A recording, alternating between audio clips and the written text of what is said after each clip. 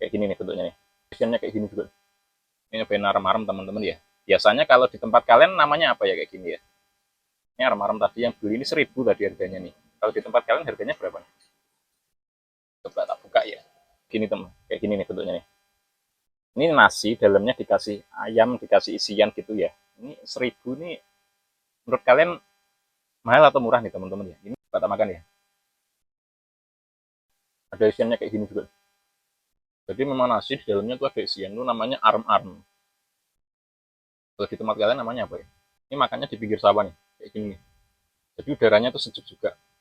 Padahal ini siang nih, jam setengah 12-an siang nih. Tapi memang cuacanya lagi agak mendung.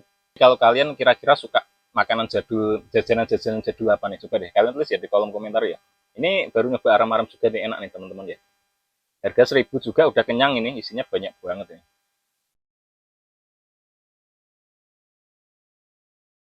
Langsung habis. Kira-kira kalau kalian pengen review makanan apa lagi nih, coba deh tulis di kolom komentar ya. Nanti tak reviewnya juga nih ya.